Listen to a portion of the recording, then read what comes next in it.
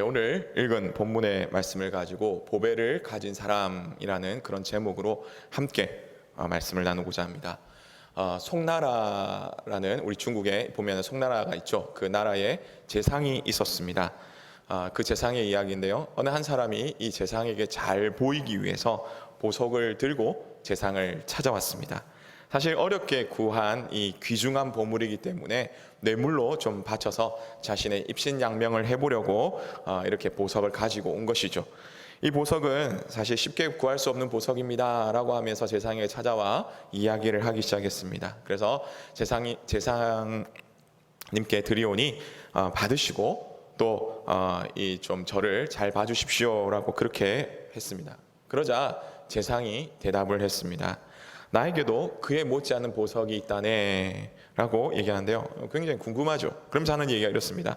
이런 값비싼 보석을 보면서도 탐낼 줄 모르는 바로 내 마음이 바로 그 귀한 보석이라네. 만약 내가 그대의 보석을 받게 되면 그대도 값비싼 이 보물을 잃게 되지만 나 역시도 내 마음의 보물을 잃게 된다네. 그러니 어서 가지고 돌아가게. 나는 내가 가진 이 보석을 더 이상 잃어버릴 수가 없다네 라고 하면서 그 보석을 가져온 사람을 돌려보냈다는 이 송나라 제상의 이야기가 있습니다. 여러분은 마음속에 어떤 보석을 가지고 있습니까? 오늘 본문은 말하기를 우리 마음속에 귀한 보석 혹은 보배를 가지고 있다라고 이렇게 얘기하죠. 보석, 보배. 이 보배, 이 보석, 이거 과연 무엇입니까? 그것은 바로 복음이며 예수 그리스도입니다. 그런데 이 보배를 말씀하시면서 그 앞에 붙는 수식어가 있습니다. 그것은 뭐냐면 바로 질그릇입니다. 질그릇, 다시 말하면 흙으로 만든 톡이라는 것이죠. 그래서 그야말로 깨어지기가 쉬운 그릇입니다. 또한 별로 볼품없고 투박한 그런 그릇이다라고 말하는 것이죠. 사도 바울은 자신이 그러한 존재다. 그렇기 때문에 그 안에는 분명히 보배, 즉 복음, 예수 그리스도를 가진 사람이지만 겉모습은 또 이와 같다라고 그렇게 말하고 있는 것입니다. 그런데 여러분이 좋은 보석을 혹은 보배를 귀중품을 가졌다면 여러분은 어디에 둡니까? 귀중품 여러분 어디에 두십니까? 목욕탕에 가면 귀중품은 카운터에, 카운터에 맡기기도 하지만 대부분 좀 그래도 재력이 있으신 분들은 집안에 금고를 이렇게 놔두놓죠. 혹은 은행에 맡기기도 하고요. 혹은 집안에 그래도 귀걸이, 여자분들은 귀걸이나 반지나 목걸이 이런 거는 보석함에 이렇게 둡니다. 아주 특별한 곳에, 귀한 곳에 둔다는 거죠. 사도 바울 시대도 마찬가지였습니다. 보배를 질그릇에 두었다는 이 이야기는 사실 원래 전쟁에서 이기고 이렇게 돌아올 때 이 탈취물을 가지고 돌아오죠. 근데 탈취물을 가지고 오는데 그것을 그냥 가지고 올 수 없으니까 어디 그릇들에 담아서 오는데 대부분 금그릇이나 혹은 은그릇에 이렇게 보배들을 담아 왔다는 것입니다. 그런데 오늘 본문에는 이 귀한 것을 어디에 담았냐면 바로 질그릇에 담았다라고 그렇게 말씀하고 있는 것이죠. 그럼 이 질그릇은 어떤 의미를 가지고 있습니까? 하나님 앞에서 연약한 우리 피조물이라는 그런 존재에 대해서, 그런 모습에 대해서 보여주고 있는 것이죠. 또한 예수님을 믿는 우리지만 그러나 세상의 권력과 사단의 공격 이 앞에서는 실제로 아주 보잘것없는 나약한 존재라는 것을 또한 말하고 있는 것입니다.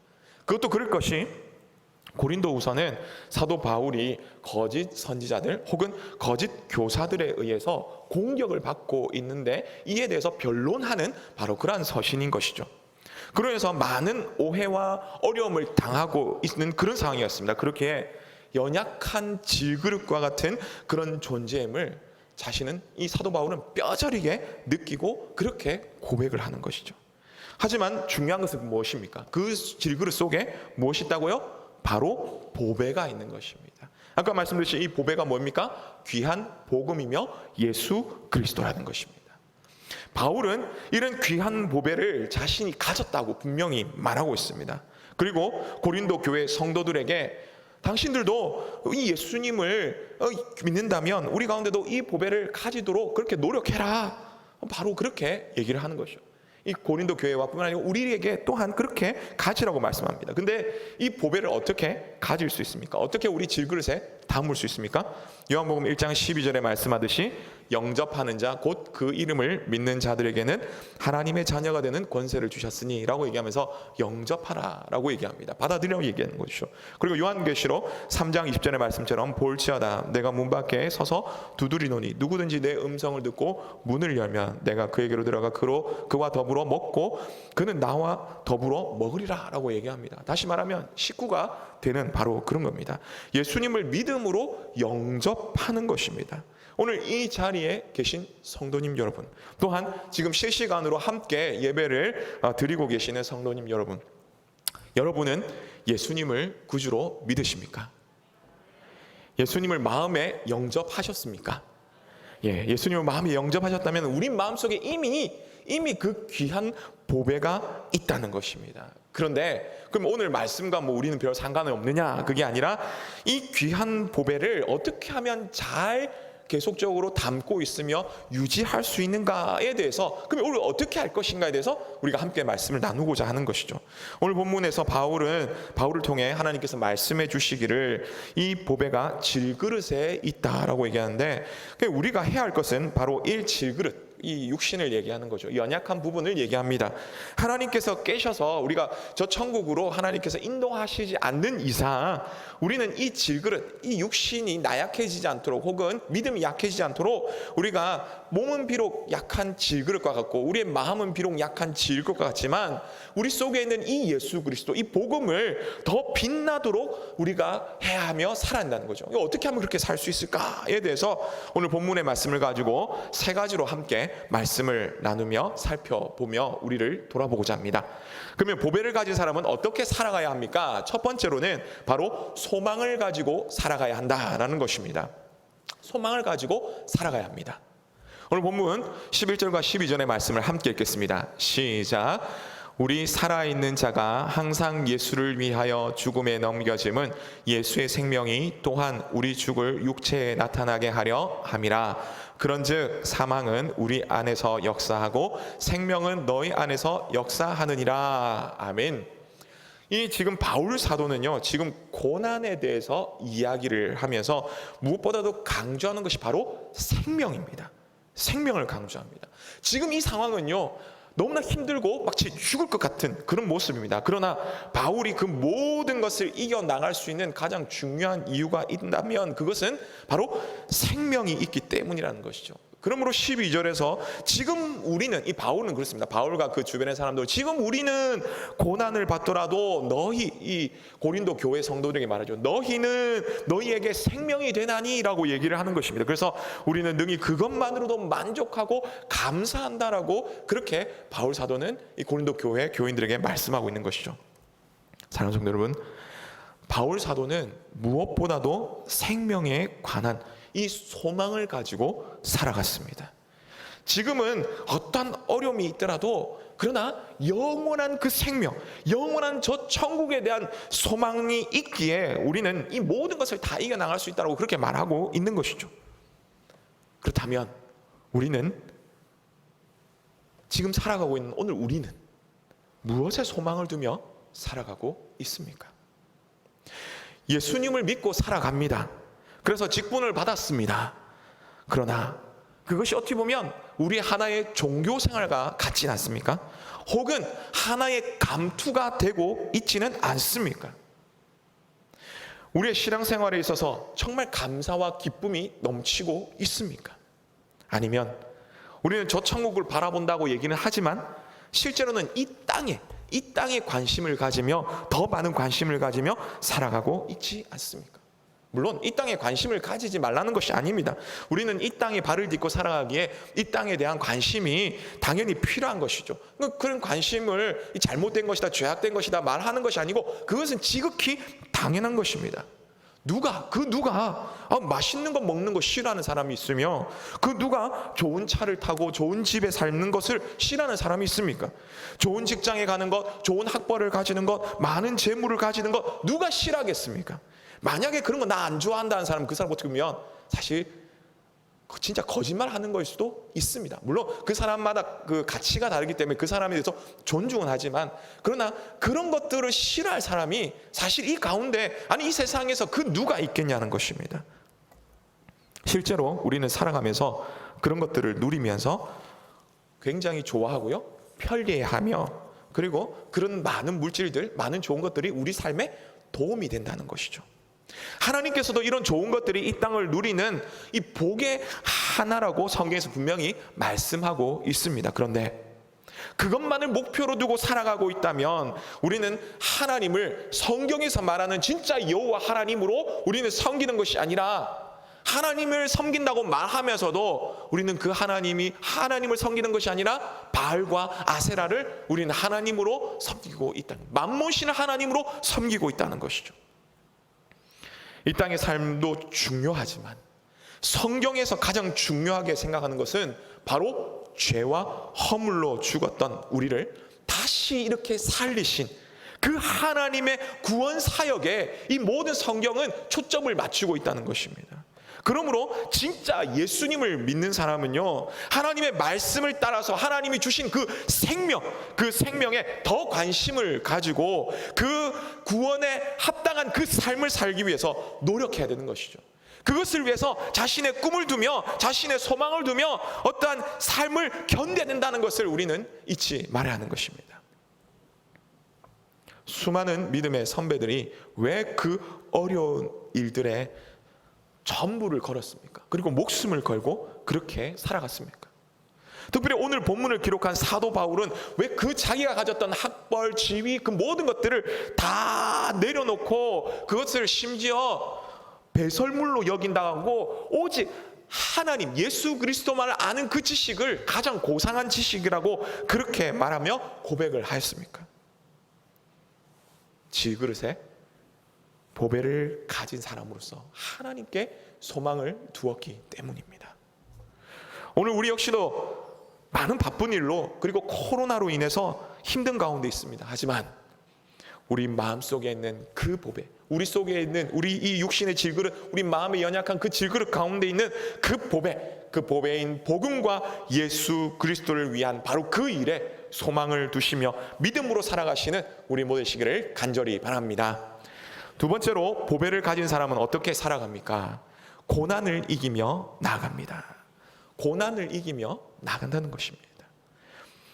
8절에서 10절의 말씀을 우리 함께 읽도록 하겠습니다. 시작. 우리가 사방으로 우겨쌈을 당하여도 쌓이지 아니하며 답답한 일을 당하여도 낙심하지 아니하며 박해를 받아도 버림받지 아니하며 거꾸로 뜨림을 당하여도 망하지 아니하고 우리가 항상 예수의 죽음을 몸에 짊어짐은 예수의 생명이 또한 우리 몸에 나타나게 하려 함이라. 아멘. 지금 바울 사도가 당하고 있는 고난은 육체적인 고난과 함께 마음의 이런 부분의 고난도 함께 가지고 있다는 것이죠. 근데 오늘 본문이 있는 이 고린도후서의 11장 23절에서 27절에 보면 그동안 이 바울 사도가 자신이 얼마나 복음을 위해서 힘썼는지에 대해서 말씀하고 있습니다. 뭐라고 얘기하냐면 제가 읽어드리겠습니다. 23절부터 27절입니다. 그들이 그리스도의 일꾼이냐 정신없는 말을 하거니와 나는 더욱 그러하도다. 내가 수고를 넘치도록 하고 옥에 갇히기도 더 많이 하고 매도 수없이 맞고 여러 번 죽을 뻔하였으니 유대인들에게 40에 하나 감한 매를 5번 맞았으며 3번 태장으로 맞고 1번 돌로 맞고 3번 파선하고 일주야를 깊은 바다에서 지냈으며 여러 번 여행하면서 강의 위험과 강도의 위험과 동족의 위험과 이방인의 위험과 신의 위험과 광야의 위험과 바다의 위험과 거짓 형제 중에 위험을 당하고 또 수고하며 애쓰고 여러 번 자지 못하고 줄이며 목마르고 여러 번 굶고 춥고 헐벗었노라 라고 그렇게 말씀합니다. 특히 24절에 보면요 40에 하나 감한 매라고 이렇게 하는데 이것은 자신이 그동안 열심히 최선을 다해서 꿈을 가지고 섬겼던 바로 그 공회, 예루살렘 공회, 이 공회에 의해서 당한 바로 그러한 것입니다. 근데 이 매는요 사실 이 바울이 로마 시민이기 때문에 굳이 안 맞아도 되는 그런 상황이지만 그는 그렇게 당하면서까지 복음을 위해서, 예수 그리스도를 위해서 살아갔다는 것이죠. 사랑하는 성도 여러분, 고린도후서 11장 23절에서 27절까지 보면요, 자신이 당한 그 고난, 굳이 당하지도 않았던 바로 그 고난, 그렇지만 그럼에도 불구하고 바울 속에 뭐가 있었습니까? 누가 있었습니까? 바로 보배가 있었고, 그 보배가 무엇이냐면 복음이었으며 바로 예수 그리스도라는 것이죠. 그래서 바울은 이 모든 것을 참고 이기며 견디며 나갔다는 것입니다.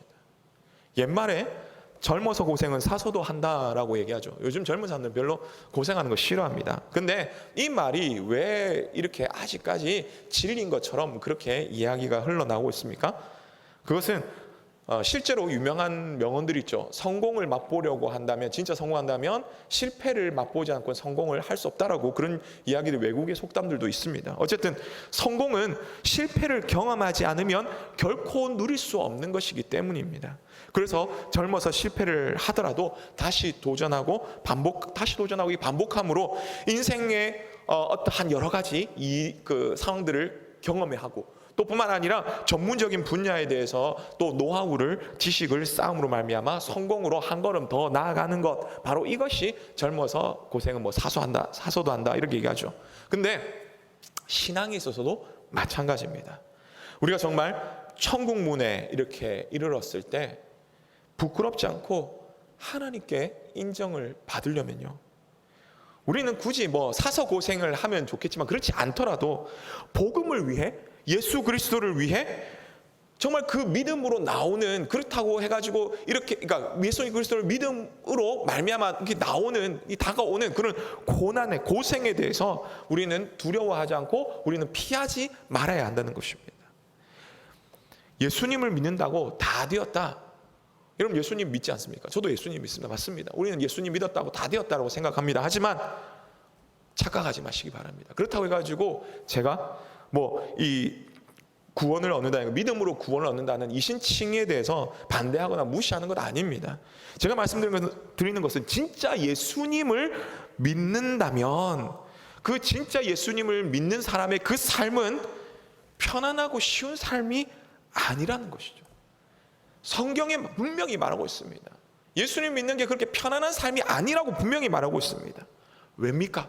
세상은요, 그리고 세상 가운데 하나님께 허락을 받아 공중권세에 잡은 이 사단은요, 하나님을 제대로 믿는 우리를 가만히 두지 않기 때문인 거죠. 가만히 두지 않습니다. 그래서 오늘 본문 8절에서 10절 말씀처럼 우겨 싸움을 당할 수 있습니다. 답답한 일을 당할 수 있습니다. 박해를 받을 수 있고요, 거꾸로 넘어뜨림을 받을 수도 있습니다.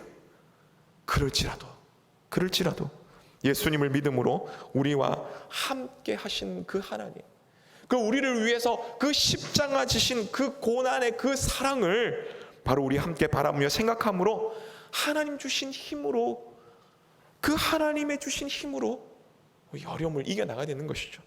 이것이 바로 보배를 마음속에 가진 사람의 그런 삶이라는 것을 우리는 기억하시고 이렇게 살아가시는 우리 모두 되시기를 간절히 바랍니다. 마지막으로 보배를 가진 사람은 어떻게 살아갑니까? 감사가 넘치는 삶을 살아갑니다. 감사가 넘치는 삶을 살아간다는 것이죠. 오늘 본문 15절의 말씀을 함께 읽겠습니다. 시작. 이는 모든 것이 너희를 위함이니 많은 사람의 감사로 말미암아 은혜가 더하여 넘쳐서 하나님께 영광을 돌리게 하려 함이라. 아멘. 우리 방금 읽었던 이 15절, 이 개역 한글 성경, 우리가 지금 읽고 있는 개역 한글 성경, 그리고 이전에 썼던 개역 개정, 제가 잘못 말씀드린, 지금 쓰고 있는 개역 개정, 그리고 이전에 썼던 개역 한글, 이런 성경에서는요, 감사로 말미암아 은혜가 더하여 넘쳤다, 그리고 그래서 하나님께 영광을 돌렸다라고 말하는 거죠. 하지만 원문을 살펴보면요, 이 감사로 인해서 은혜가 넘친 게 아니라 은혜로 인해서 감사가 넘쳤다라고 얘기하는 것입니다. 감사는 결과입니다. 또한 하나님께 영광을 돌리는 것도 결과입니다. 질그릇 속에 보배를 가진 바로 그 사람은 감사하는 사람인데요. 근데 어떻게 감사를 할 수 있게 되느냐라고 한다면 결국은 마음속에, 우리 속에 은혜가 넘쳐야 한다는 것입니다. 여러분, 은혜가 넘칠 때 감사가 넘치는 것입니다. 그러면 어떻게 하면 은혜가 넘치게 됩니까? 여러 가지 감사를 많이 입으로 막 이렇게 하다 보면 할 수도 있겠지만, 그러나 성경에서 많은 믿음의 선배들을 통해서 우리가 알 수 있는 것은 이 현실을 바라보되 그냥 이 눈으로 바라보는 것이 아니라 믿음의 눈으로 바라볼 때 은혜가 넘치게 된다라는 것입니다. 믿음의 눈으로 바라볼 때 은혜가 넘치게 된다는 것이죠. 대표적으로 다윗을 보십시오.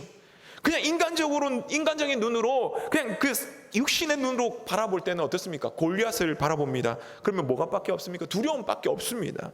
인간적으로 바라볼 때 이 사울에게 막 쫓기고 있습니다. 얼마나 오랫동안 쫓겼습니까? 심지어 막 죽고 싶어가지고 저기 가사까지 내려가가지고 미친 짓도 하고, 그렇게 해가지고 막 죽고 싶습니다, 하나님, 이렇게까지 했던 거죠. 그렇다면 그런 모습으로 본다면 불평과 원망밖에 더 나오겠습니까? 그 외에도 또 어떻습니까? 갈멜산에 선 이 엘리야 850대 1로 이렇게 싸우고 있는 거죠. 인간적으로 본다면 하나님, 나 왜 내 혼자 남았습니까? 라고 막 이러면서 원망할 수밖에 없지만 그가 믿음의 눈으로 바라봤기 때문에 나가서 싸우게 되는 것이죠. 뿐만 아니라 수많은 아람 군대에게 포위당해서 있는 바로 엘리야 선지자를 보십시오. 그가 영적인 눈으로 바라보며 나갔을 때, 육적인 눈으로는 게하시가 막 벌벌벌 떨면서 있을 때, 네가 하늘의 영적인 눈으로 떠서 하나님을 바라봐라 라고 할 때 천군 천사를 바라보지 않습니까? 그런 것처럼 육신의 눈으로 볼 때 두려울 수밖에 없습니다. 뿐만 아닙니다. 300명 군사를 거느리고, 그것도 훈련도 안 된 그런 군사입니다. 제대로 된 무기도 없습니다. 그런 그 군사들을 데리고 미디안 군대와 막 싸우게 되는데요. 그런 기도원을 보십시오. 하나님 나가랍니다. 300명 데리고, 그것도 어중이 떠중이를 데리고 나가랍니다. 여러분 어떻습니까? 불평과 불만밖에 나올 수 없고 두려움으로 가득 찰 수밖에 없는 그런 상황입니다. 하지만 이들이 하나님을 경험할 수 있었던 것은 무엇입니까? 바로 그들이 믿음의 눈으로 그 모든 상황을 바라봤기 때문이라는 것이죠. 그냥 육신의 눈으로 바라본 것이 아닙니다. 하나님 뜻이 무엇인가, 하나님이 무엇을 행하실 것인가, 하나님이 어떻게 도우실 것인가라는 그런 믿음의 눈으로 바라봤기 때문에 이 모든 것을 이겨나갈 수 있었고, 그 속에서 감사가 넘치게 된 것입니다. 사랑하는 성도 여러분, 현실이 아무리 어렵고 힘들지라도 우리는 하나님을 믿는 하나님의 백성들입니다. 우리는 보배를 가진 바로 그러한 믿음의 사람들입니다. 그러기에 인간적인 눈, 계산적인 눈으로 바라보는 것이 아니라 믿음의 눈, 영적인 눈으로 바라보심으로 하나님께서 우리 가운데 주시고 이루시는 바로 그런 풍성한 은혜를 누리시기를 간절히 바랍니다. 그래서 우리 속에 은혜가 넘쳐나고 그럴 때 우리 입에서 감사가 나오고 우리 입만 감사하는 것이 아니라 우리의 중심에서, 우리 진심에서 하나님을 향해서 감사가 넘쳐나오게 되는 것이죠. 이렇게 살아갈 때 어떤 역사가 일어납니까? 믿지 않는 이들 역시도 하나님 살아계시구나, 저 사람을 보니 하나님 살아계시구나 하면서 하나님께 영광을 돌리게 되는 것입니다. 이러한 하나님 앞에 영광 돌리는 그런 삶을 살기 위해서, 그런 감사가 넘치는 삶을 살기 위해서 우리의 영안을 열게 하여 주시며 믿음의 눈으로 하나님을 바라봄으로 말미암아 우리가 하나님의 은혜를 풍성히 누리시는 그런 우리 모두 되시기를 간절히 바랍니다. 말씀을 맺습니다. 탈무드에 나오는 한 이야기로 말씀을 정리하고자 합니다. 어느 날 한 마을에 군대가 이제 쳐들어왔습니다. 포위를 했죠. 사실은 이제 꼼짝할 수 없는 그런 상황에 이제 되었습니다. 그래서 이 적군이, 야, 너희들 이제 포위됐는데 내가 너희들에게 어떻게 도와줄 거는 도와주겠다. 그러나 남자들은 다 포로로 이제 잡혀갈 거고 노예로 삼을 것이다. 그런데 여자들은 그냥, 아이들은 우리가 놓아줄게 라고 이렇게 했던 것이죠. 그래서 여자들을 특별히 풀어줄 테니 마을을 빨리 속히 떠나라. 그런데 너희들에게 인정을 베풀어서 너희들이 가지고 있는 너희들에게 가장 소중한 그 보물을 하나씩 가지고 가도록 허락하겠다라고 얘기했습니다. 그래서 그 마을 여자들은 이제 마음을 떠나게 되면서 모두가 한 가지씩 가져갔습니다. 어떤 사람은 금반지, 어떤 사람은 목걸이, 나가서 먹고 살아야 되니까요. 어떤 사람은 은수저, 이런 것들을 막 들고 나갔다는 것이죠. 그런데 이상하게도 어떤 한 여자가 이 허약한 몸인데도 커다란 보따리를 끙끙거리면서 막 가져가는 겁니다. 질질 끌고 한데 보니까 이 적군이 보니까 뭔가 좀 이상한 겁니다. 야, 뭐냐? 검사를 한번 해보자 해가지고 보니까 웬 남자가 그 안에 들어가 있다는 거죠. 야, 그거 누구냐? 여인이 대답했습니다. 예, 제 남편입니다. 왜 그대는 명령을 어기고 있느냐? 너 둘 다 죽고 싶으냐? 라고 이러니까 제게 가장 소중한 보물은 제 남편입니다. 명령대로 내게 가장 소중한 보물을 하나 가지고 가래서 제가 이렇게 가져가니 나를 보내어 주십시오. 이 적군의 장수가 이 상황을 이야기를 들었고 굉장히 감동을 받았습니다. 그래서 이 여인의 지혜와 남편에 대한 사랑에 감동하여서 남편을 데려가도록 허락했다라는 바로 그런 얘기입니다. 그래서 그 여인은 사실은 왜 이렇게 데리고 왔느냐, 남편 없이는 자기는 이제 허약해가지고 남편 없이는 아무것도 할 수 없는 존재다라는 것을 깨닫고, 그래서 병들고 약한 자기를 도와줄 사람이 자기 남편밖에 없다, 내 남편이 가장 소중한 보물이다라고 그렇게 하면서 가지고 간 거죠. 여러분에게 있어서 만약에 가장 소중한 보물을 하나 가져가십시오라고 그리고 하면서 또 당신에게 있어서 가장 소중한 보물이 무엇입니까? 라고 한다면 이야기를 들으면 남편입니다, 뭐 부인입니다 이렇게 얘기하겠지만 그거를 이제 말고요. 진짜 우리 속에 있어서 가장 소중한 보배, 가장 소중한 보물은 무엇입니까? 바로 예수 그리스도죠. 그리고 그 예수 그리스도에 관한 복음입니다. 이분을 늘 마음에 새기시고 사랑하시는 우리 모두에게를 간절히 바랍니다. 근데 이 보배를 가진 사람은 어떻게 살아간다고 했습니까? 이 땅의 것을 넘어서 하늘의 것, 그 생명, 거기에 대한 소망을 두고 살아간다고 했습니다. 그러기에 이 보배로 말미암아 어떤 고난도 이기며 나간다고 했죠. 무엇보다도 그 가운데 이제 육신의 눈이 아니라 영적인 눈으로 바라보며 은혜를 경험하기에 그로 인해서 감사가 넘치는 그런 삶을 살아간다라고 말씀드렸습니다. 이것을 기억하시면서 보배를 가진 사람으로서 합당한 자로서 그렇게 살아감으로 하나님께 인정받으시고 풍성한 도움을 누리시는 우리 모두 되시기를 간절히 바랍니다.